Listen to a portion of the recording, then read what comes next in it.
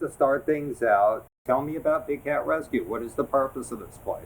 Big Cat Rescue was founded 21 years ago to rescue some bobcats from being killed as fur coats, but it has grown to be the leading voice in ending the private possession of big cats, both as pets and props. And so, because of that, we are frequently targeted by those who want to have tigers in circuses or cute little tiger cubs to pet as being their number one enemy.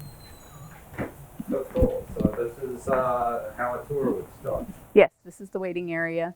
They watch the rules because the rules are very important. This is a sanctuary and not a zoo, so we want to make sure that people know that they're not to call the cats or stick their hands or anything over the fences. They all have to stay together.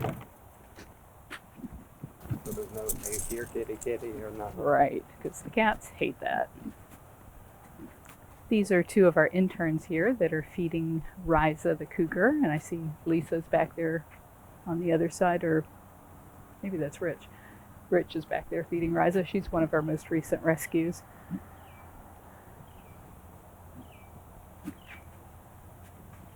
Riza came from a sanctuary down near Miami, and the guy had run a sanctuary for like 30 years, did a good job, didn't do any breeding, but he got brain cancer and died, and all of a sudden he had, I forget how many animals, 60 animals or so to place, a bunch of cats and primates and alligators and birds.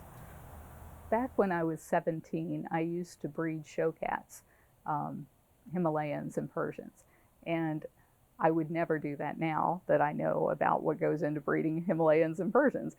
And because of the breeding that goes on, they're sick a lot. So I would be at the vet's office frequently. And when somebody would bring in a bobcat that had been hit by a car or shot by a hunter, the vet would be able to fix them up in 30 minutes. But then it's months of rehab. So since I was at the vet's office all the time, they were like, hey, could you take this cat home and, like feed it and take care of it a while and then let it loose? And so I was like, sure, I'll do that. So I started doing that from the time I was 17 years old, which was a very long time ago. Father just bought me a new golf cart, and yet the one that always runs. This broken down piece of junk. Looks like it'll get us where we're going. I'm excited. In 1992, my late husband and I were at an auction, and we were buying llamas. And the guy next to me started bidding on a bobcat. This guy came in, he had a 6-month-old bobcat clutching to his throat because she was scared to death. And he said it was his wife's pet. She didn't want the cat anymore because they start peeing all over the house at 6 months. And I turned to the guy bidding on the cat next to me and I said, that's a bobcat. These guys are wicked. I've been dealing with them all my life and they are just, you heard all that snarling and carrying on. They're scary. And he said, I'm a taxidermist and I'll just club her in the head and turn her into a den decoration that I can sell. And I just busted out crying, and my husband started bidding on the bobcat, and we came home with the bobcat. And so we probably paid more for that bobcat than anybody's ever paid for a bobcat, but she was not going to get clubbed in the head in the parking lot. In the ensuing year, she bonded with me, as they typically will do. They'll pick one person they like in the family, and they hate everybody else.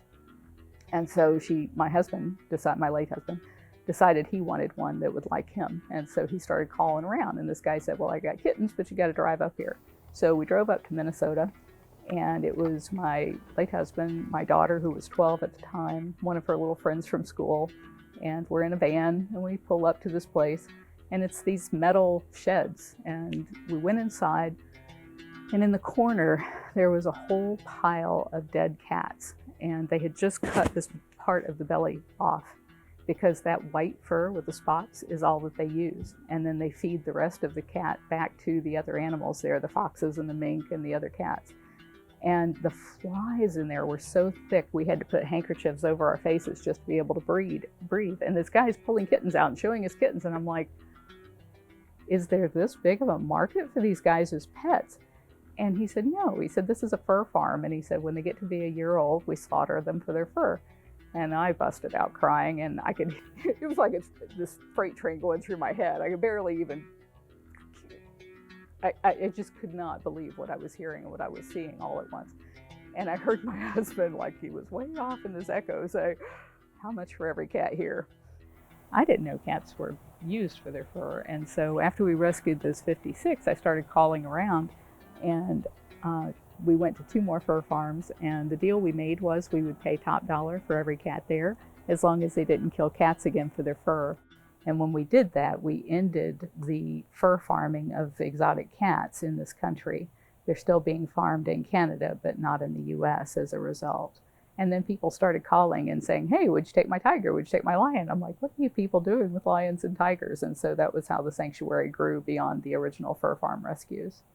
In here are 3 cougars, Aries, Orion, and Artemis. And a hunter in Idaho killed their mother and thought he was going to make pets out of the cubs. And his brother turned him into the Department of Natural Resources, who sent the cubs to a rehabber. And then a couple weeks later, they told the rehabber, "You're not allowed to release those back to the wild here.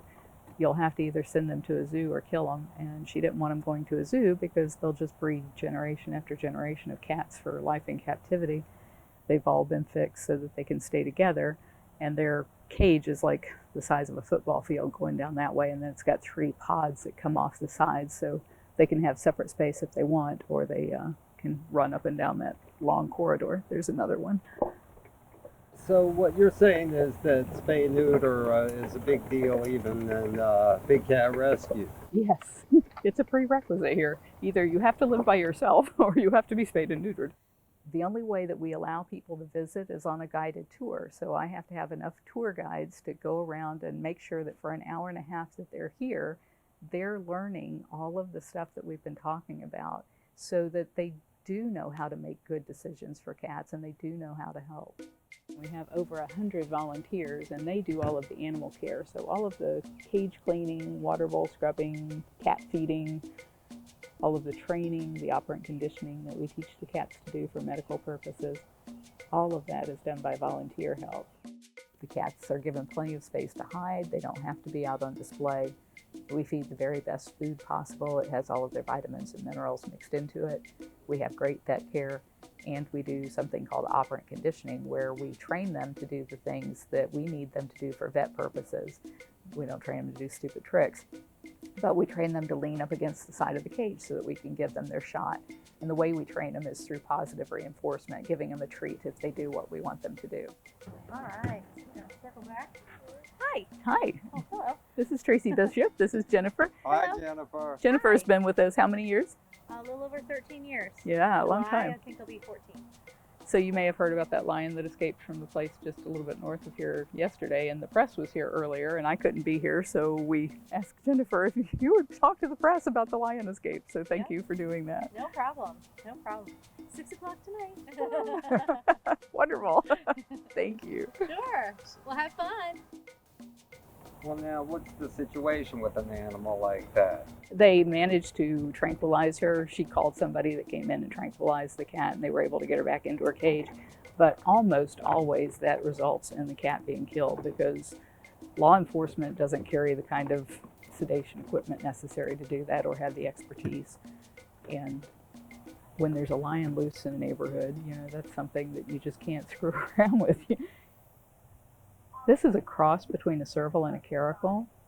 I've only ever seen 3 of them, and he came from that facility where the guy just died from brain cancer down in South Florida.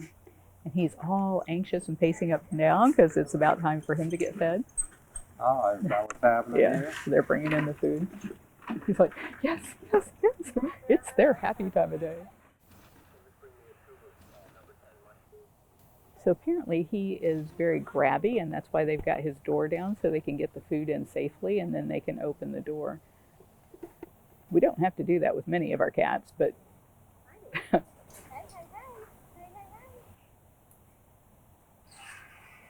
think we need a longer rope. The diet that he's getting is that ground diet that has the vitamins and minerals in it, but we also give them the chunks of red meat just because they love the way that feels to rip the meat apart. And then they get chicken pieces as well that help with the bones. The bones will help scrape the tartar and stuff off their teeth. What they're doing there, the reason that the fellow in the yellow shirt is going around with her is he's being trained on how to feed. So he'll have to go around with her, I forget how many times, 6 times I think, and then he'll have to do 6 times where he's feeding and somebody's watching him to make sure he's doing it right, and then he can be signed off to feed by himself. That's Banshee. He's a bobcat that was somebody's pet. Bobcats really make wonderful neighbors, even in urban areas, because they stay hidden from people. They don't want people to know that they're around, and they eat mostly rats. So anywhere that you have high concentrations of people and dumpsters and rats, you've got bobcats that are lingering around that are taking care of that rat problem for you. So they do well in those very rural areas. They also do well living pretty close to people because they're so smart. She's been in the hospital because she had to be spayed. We don't do any breeding here, and so we'd love to introduce her. She's a very young bobcat. We'd really love to introduce her to a young male that we have, but we had to fix her first. So she's been spayed. She's ready to go out. Is this cool for me to? Yeah. Okay, cool. I'll just. If I may. So yeah, I would pray back up a It's little too bit. much. What Becky has there are a couple of poles, so we can pick the cage up far enough away from her that she can't reach us to be able to move her into place. Hey, Max. And what Lisa just did is she tricked him into coming into his feeding area, and she shut the door so that we don't have to deal with him while we're trying to get in on the other side. They're going to be in cages next door to each other for probably several weeks, and then if we see that they start sleeping up next to each other in that tunnel, then we know that it's safe to put them together. And then what we'll do is put a fine mesh wire up there so they can actually be face to face at the wire, but not get their claws or their paws through. And once they're okay and not swinging at each other, then we'll open that area up and they'll have both cages to go back and forth. Oh, Max is just going crazy. Yeah, he's ready to get out of there. Yeah.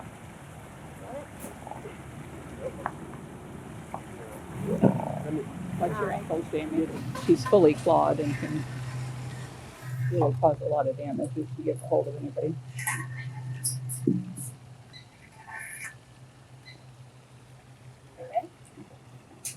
Marianne probably came from a cage that was about 5 feet by 10 feet.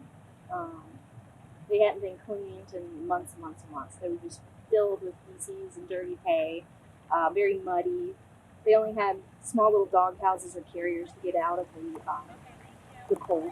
And it was Kansas, and Yeah. it was like, what, 9 degrees the week before you got there? Yeah. So very cramped quarters, very dirty. It's pretty difficult to get them out of those cages because we had to go in and net them, and there wasn't even enough room for us to use the nets inside the space. We want people to leave here educated. And thankfully, the one thing I hear more than anything else when people are leaving from their tours or when I'm giving tours is they say, I had no idea. And it's like, yes, we reached them. They understand. And there's Santino. This is a serval, and there's 4 of them in this cage. And they had been kept in a basement in New York for the first 13 years of their lives. Servals are from Africa, and people refer to them sometimes as the poor man's cheetah. They can jump 12 feet straight up, so this cage right behind you is 12 feet, and that's why it has a roof on the top, because they could jump right out of there. That one that you're looking at now is Desiree. She only has 3 legs, and her owners had apparently just left her out in the desert to die in Arizona. Obviously, she didn't escape from anywhere hopping like that, and the leg had been surgically removed, but nobody ever came forward to claim her. Our smallest cats here are the 3-pound Joffrey cats and 3-pound sand cats, and our largest cats here are 700-pound tigers. Ooh. Yeah. Now, why is he all riled up? Is it me? Dinner time, and the wagon just passed him. Oh, okay. All right, cool. Big Cat Rescue operates on about $1.8 million a year, and about a third of that comes from our tour revenue from people coming out to take tours. About a third comes from our gift shop and online sales, and then the other third comes from donations. We're on 69 acres currently, and there's 18 acres in lake. And then we just built a 2.5 acre enclosure out there that we call the vacation rotation. And so our big cats, like the lions, tigers, and leopards, actually each get 2 weeks vacation out there. Our goal is to put ourselves out of business because we don't believe there should be any need to rescue animals from people having them as pets or using them as props or farming them out for their parts. And they have this cage, that cage, and the next one. So each one of these cages is 1,200 square feet, so they've got like 3,600 square feet, but then they also get their 2 weeks vacation. So lions get their own little place? This is the lion section. No tigers need a block. Now that's the girl, right? Yeah. And unfortunately, she's got cancer, so she's probably not going to be with us much longer. In the early years, the only people we could turn to for advice were people who were breeding and dealing in exotic cats. And they were saying, oh, you should be breeding these animals. The zoos don't know what they're doing. You should breed them for future generations. And so in the early years, we did. But by 1997, we'd figured out that none of these cats can really be sent back to the wild. None of them serve any conservation value. So we stopped breeding. And we have then become a huge voice against the captive breeding of these cats with all that we've learned since then. There's a lion and a tiger who live in here together, and it's because the place that had them before us was trying to breed ligers. So as soon as they came here, we fixed them so that won't happen. But they had been raised together and were bonded together, so we left them together. They have this open air area, and then down where he is starts their roofed section.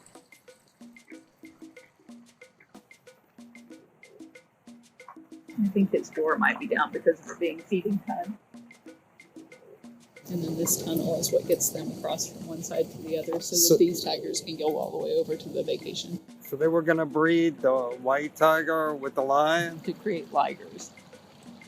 And the reason is because people will pay to see a freak. And as long as people will pay to see a freak, there are ignorant people out there that will do it.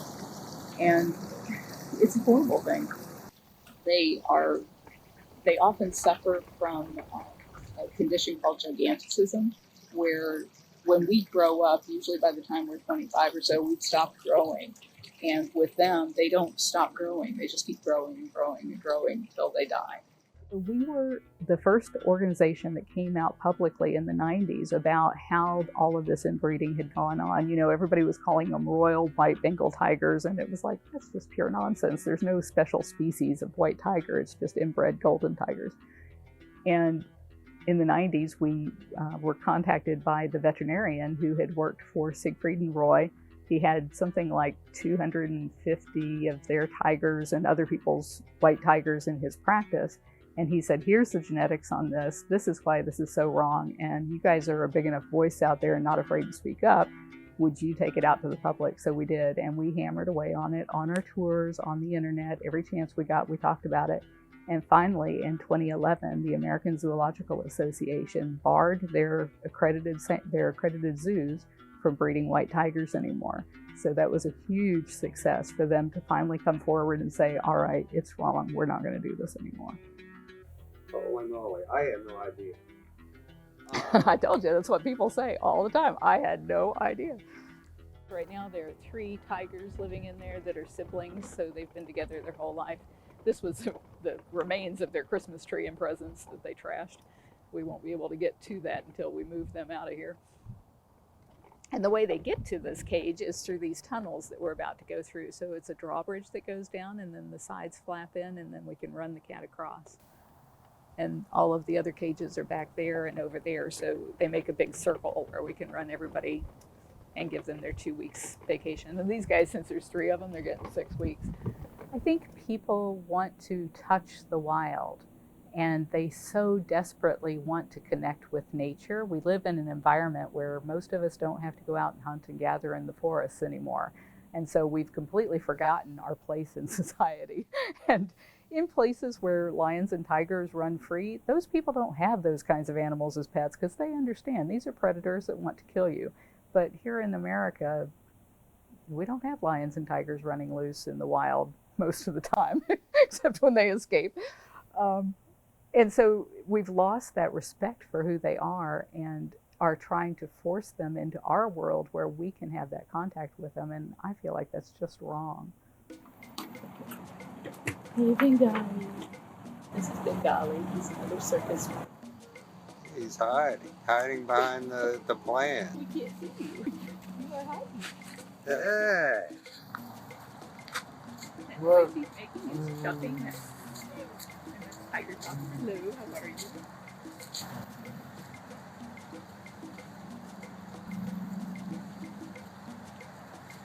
He said Bengali? Bengali. Bengali. You see the calluses on his elbows? That's because for the first, usually these guys are kept in circus wagons for their whole life. In his case, he was only 5 when he stopped performing, but most of the cats that came from the circus were in their teens when they stopped performing, and so they spent their entire life just spinning around in that tiny little circus wagon, and it wears the fur off of their elbows and their noses, and sometimes off of their hips, and it just never grows back. Nobody knows how many of these exotic cats are in the United States because nobody keeps count. There is no government agency that covers that counts them. There is a patchwork of state laws. Some states have no laws whatsoever. Other states have very strict laws, like Ohio now has one of the strictest laws. And when I say the strictest law, what I mean by that is they don't exempt USDA holders. There are at least 3,000 facilities in the United States that are licensed by the United States Department of Agriculture to exhibit or breed lions and tigers. Of those 3,000 that are licensed by USDA, only about 200 of them are accredited zoos. And I'd say there are about 40 accredited sanctuaries, but of the 40 accredited sanctuaries, there's probably only maybe 5 that have tigers. So if we're just talking tigers, you're talking about 3,000 people that are licensed to have them, 200 in decent zoos, maybe 5 decent sanctuaries, and then all of the cats who aren't counted. And we don't know how many of those there are. When people have them as private pets, they don't have to have a USDA license. So there's nobody counting those animals at all. So there's a huge guesstimate. We know from, in 2004, USDA did the first count ever of just tigers, and they found 5,000 tigers in the United States that were in USDA facilities. But that doesn't count all the people that don't have USDA licenses. So it could be 10,000, it could be 15,000, we just don't know because so many people have them as pets. The way most tigers end up in captivity is people will breed them for pay to play. So between the ages of 8 weeks and 12 weeks, USDA says it's okay for the public to have contact with lions and tigers. And people love that, and they pay $25, $30 a person to go in and pet the baby tiger and have their picture made, and the people doing it are saying that they're doing it for conservation. They say that they're breeding these animals for preserving the species, and it's all nonsense. None of these animals are ever going back to the wild. None of them are purebred. They're all crossbred and inbred. The only reason that people breed them in captivity, other than the AZA zoos, is for pay-to-play sessions because people want to be around baby tigers. But after 12 weeks, USDA says they're too big, and then they get relegated to tiny little backyard cells. We believe a lot of them end up being killed for their parts. Everybody says that the United States is only behind China when it comes to the trade in tiger parts. Yeah. You think he might follow us down there? Hey, come with me. This will be fun. You can chase the cart. Woohoo! Come here. And they live a miserable life in these tiny, barren, often concrete and steel jail cells because people will pay to touch them. So if we could stop that, that would stop 98% of the problem right there if you just stop those breeders from breeding those cats.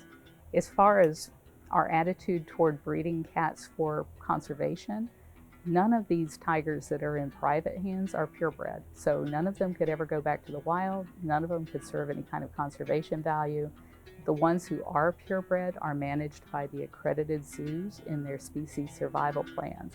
And we don't, I'm not trying to stop them from doing what they're doing. I don't think that these cats should be bred for life in cages, but at least they're trying to do something for conservation. All these backyard breeders, they're not doing anything but lining their own pockets through the suffering of these cubs. So that's what I want to put an end to. You just saw two of our largest tigers. They're over 700 pounds. The top two things that anybody could do if they want to save cats in the wild and save cats in captivity from living a miserable life, two most important things. Call your representative and your senator and let them know that you want them to co-sponsor the Big Cats and Public Safety Protection Act.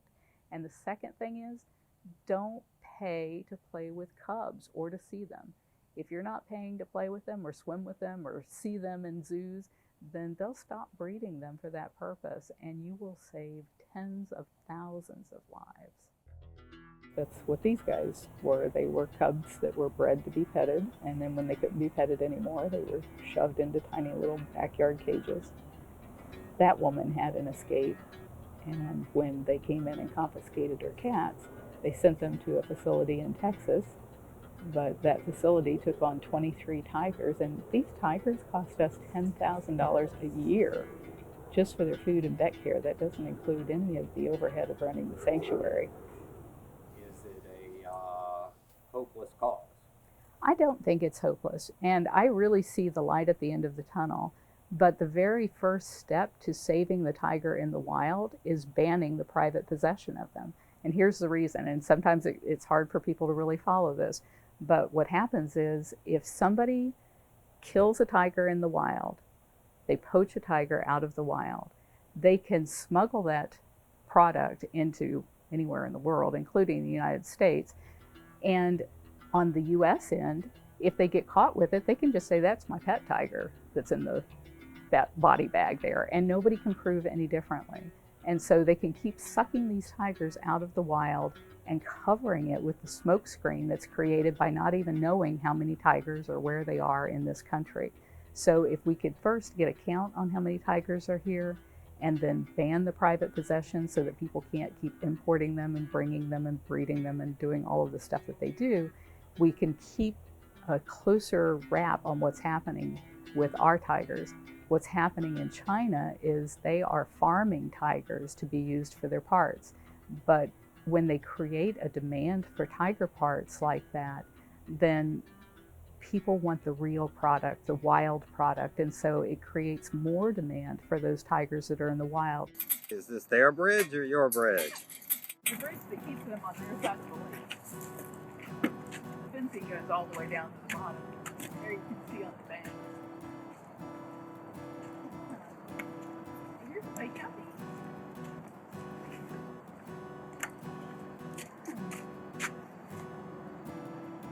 So people don't come back here. Sometimes we'll bring photographers up here.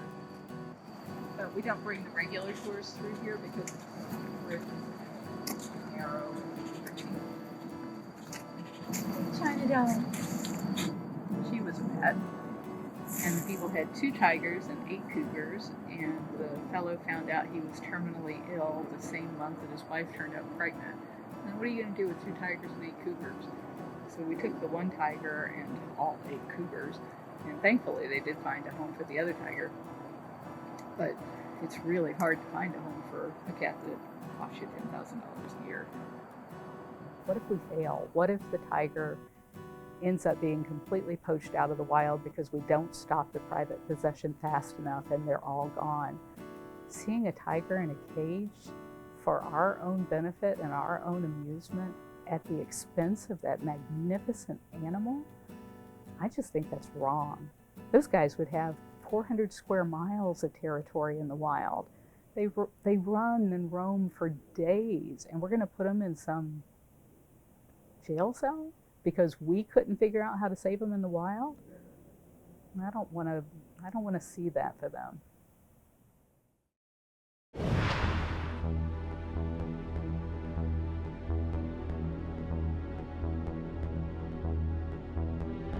Reno the leopard right there. So this is Reno. Reno, he came from a circus act. Obviously Reno has already had dinner because now he's having his after dinner bath.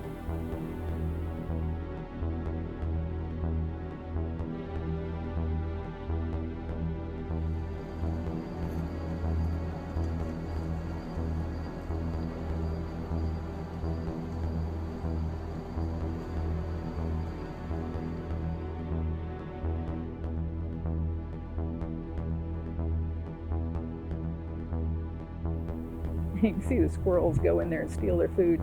The squirrels aren't enough of a meal for the cats to even bother with them. Is there something that we've left out that I should know? I think that's like my whole life story. Oh my I gosh. mean, is there something that people should know that they don't know? Call your congressman. Please just call your congressman. Ask them to support the Big Cats and Public Safety Act. Okay. And Well, it then- will pass, but it'll take 6 years like they always do. Thank you so much for your time. Well, I mean, thank really, you. I know it was kind of a sneak attack me coming into town, and you know,